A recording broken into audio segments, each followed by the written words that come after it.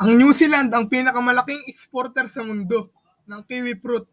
Ang bansa ay nagpadala ng higit sa 1.5 bilyong dolyar na halaga ng mga ito.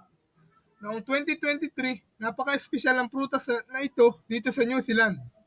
Ngunit mahigit ang isang dekada na ang nakalipas, isang nakamamatay na sakit sa halaman. Halos alisin ang industriyang ito. Kinailangan naming bunutin ang buong halaman at karaniwang magsimula muli sa simula. Ang nagligtas sa araw ay isang lab-bred variety, tinatawag na Sun Gold. Ito ay naging napakasikat na noong nakaraang taon sa karaniwan, ang mga halamanan ay gumawa ng ikatlong higit pa sa Sun Golds kaysa sa mga gulay.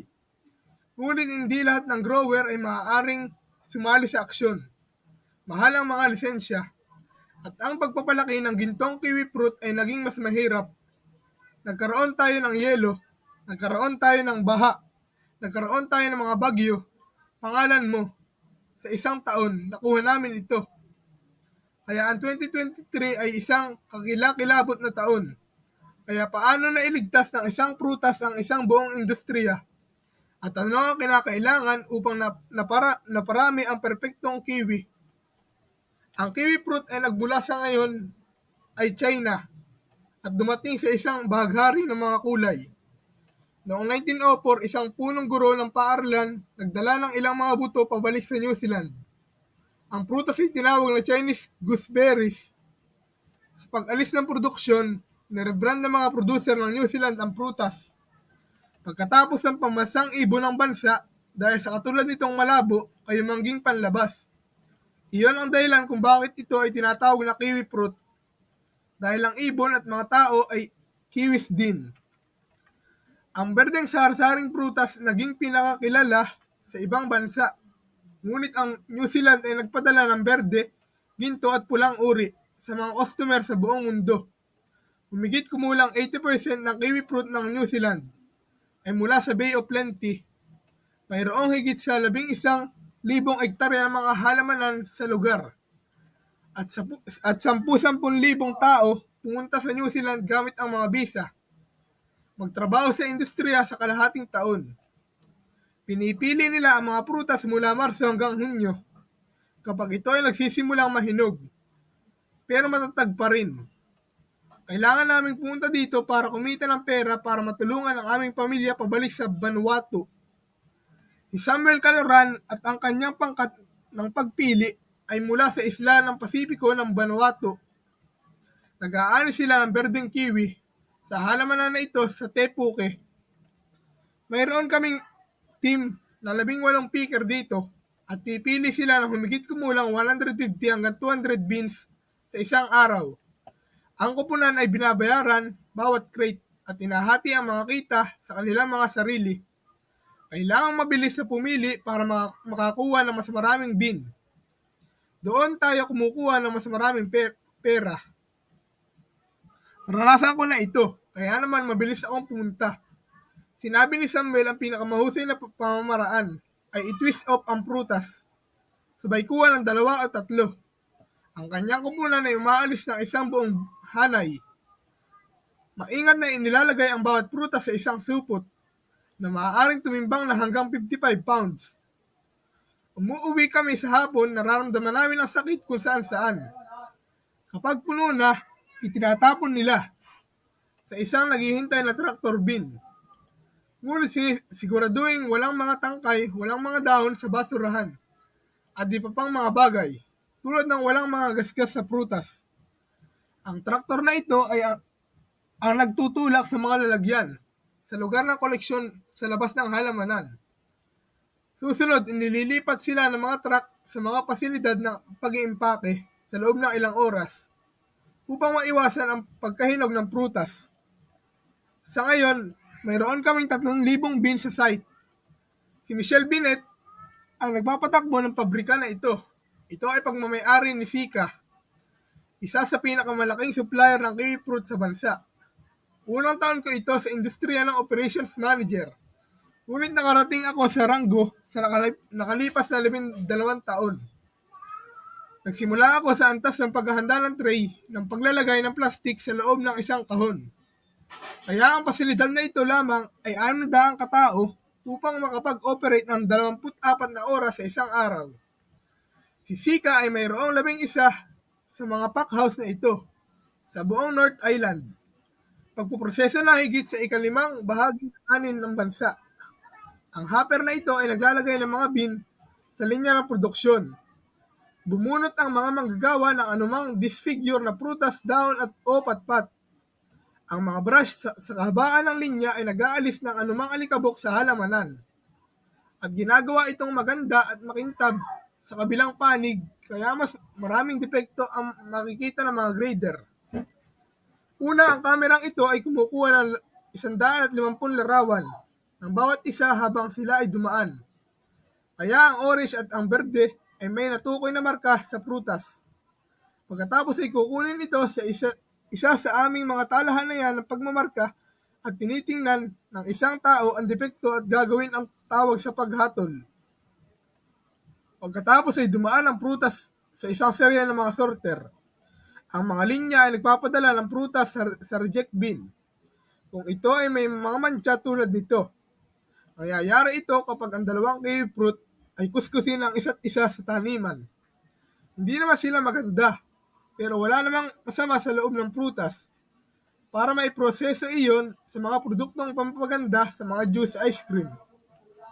Ang sun gold na kiwi fruit ay madaling mabugbog dahil sa manipis nitong balat. Isang piraso ng plastik o isang sheet o isang brush.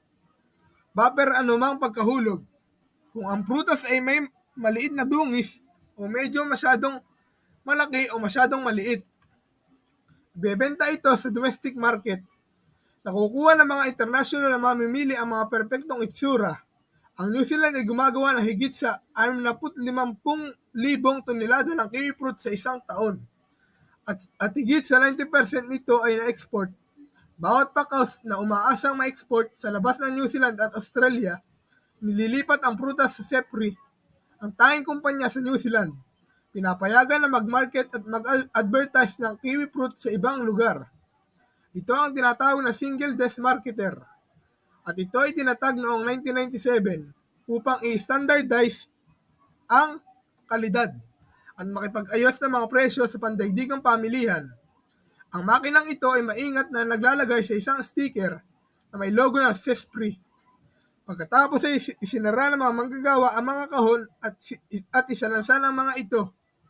Tinitiyak na robot na ito ang bawat stock na may mga plastik na tali. Pinapalamig namin ang produkto sa loob ng 12 oras upang dalhin ito sa temperatura ng kapaligiran. Pababa sa mas malamig na 5 to 8 degrees. Ang kiwi fruit ay hindi gustong maging frozen. Ang paglamig ay nagpapabagal sa pagkahinog para may imbak ni Sika ang mga papag bago sila ipadala. Minsan ang prutas ay nakaupo dito ng hanggang 8 buwan.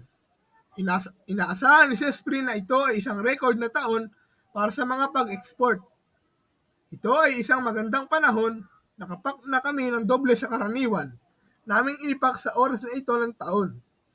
Ngunit ang pagkakaroon ng isang magandang taon ay naging mas mahirap. Noong 2010, isang kiwi fruit killing disease at tinatawag na PSA ay unang naging nakita sa New Zealand. Ito ay hindi nakakalason sa mga tao, ngunit inaharangan nito ang vascular tissue ng halaman. Habang ito ay kumakal sa loob ng baging, ang mga dahon ay nagsisimula magkaroon ng mga batik. Namamatay ang mga bagong shoots at ang mga baging ay nagkakaroon ng mga canker na tumutulo ang pula o puting katas. Ang isang buong halaman ay maaaring mamatay sa halos 6 na linggo. At dahil magkatabi ang lahat ng taniman dito, ang PSA ay mabilis na kumalat. Nakakaapekto sa parehong berde at gintong mga varieties. Sinira nito ang industriya dito sa Bay of Plenty. Ginastos ng PSA ang industriya.